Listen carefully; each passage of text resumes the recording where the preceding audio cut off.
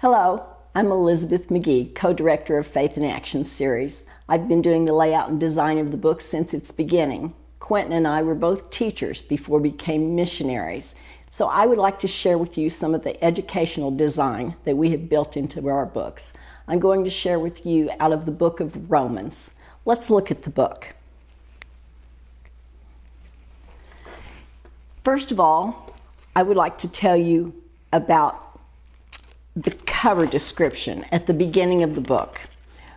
We write up a little bit about what is the meaning of this cover. Please read the front and back covers of the book. Then I would like for you to look at the table of contents. We include the chapters as well as the lessons and their page numbers. Next is the list of figures. We'll be talking about these figures a little bit later.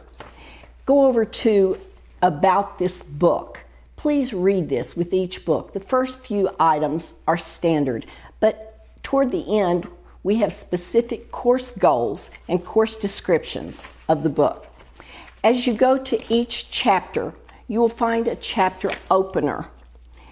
This is just a little story or an example with a graphic. Below that, you will find a list of the lessons. There will be 2 or more lessons in each chapter. After that, there will be a list of keywords. Please read and familiarize yourself with the keywords. Then you will find banners. From one banner to the next denotes a lesson. On the side, on the left side, you will see the lesson number, and then in bold letters, you will see the lesson title. This is going to explain to you exactly what we're going to talk about in this lesson. Beside that, in our biblical books, you will find a parenthesis with the scriptures that we are going to cover. It's usually just one straight passage. Below that are goals, anywhere from 1 to 4 goals. Those goals are restated and used throughout the lesson as lettered heads, A, B, and C. Those are preaching points that you will find. There is question in the margin. Beside many questions we have in the book, there are 2 types of questions, hammers and nails. The hammer questions are content questions. The answer will be right beside that. Please read each question you see before you read the paragraph beside it. This will explain to you exactly what we want you to learn out of that paragraph or the next few paragraphs. We do 3 things under each lettered head. We explain, illustrate, and apply what we are trying to teach you. The nail questions are application questions. These are cross-cultural questions. They may be about your community, about your country, about your personal life, and they are excellent for discussion.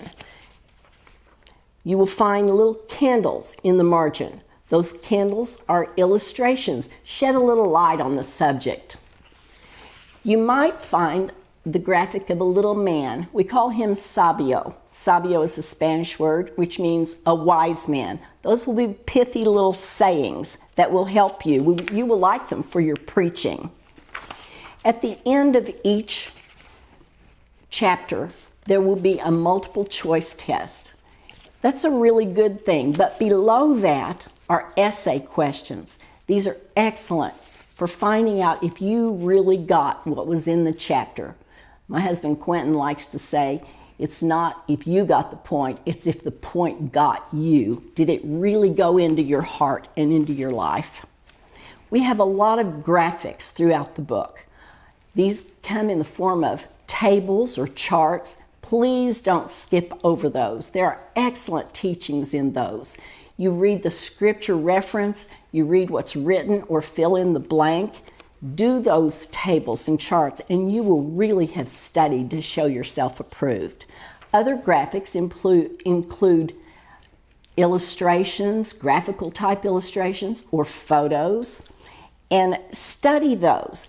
All of these, our Bible school directors ask us to make what we call e-visuals. They're classroom presentations, and they're a full color presentation for download off of our website.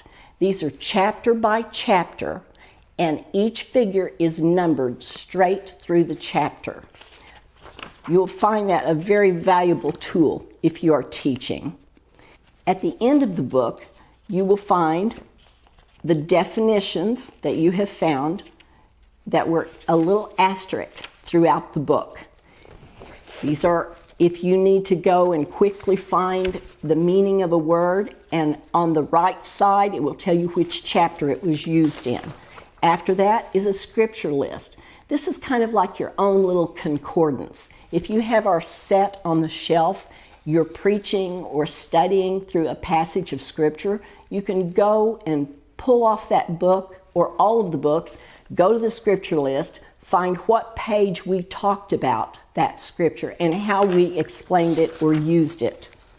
After that is the bibliography. There are so many books that were studied to create this study guide for you. And as you want to study further, you can go to the bibliography and read some of these other books. After that, you will find the endnotes. As you read through, you will find little superscript notes, and these are where we took these thoughts from. You will find that at the end of the chapter. And finally, at the very end of the book, there is a plan of salvation. If you need some help leading someone else to the Lord, read through this. It will really help you. I thank you for walking through these books with us. May God bless you in your study.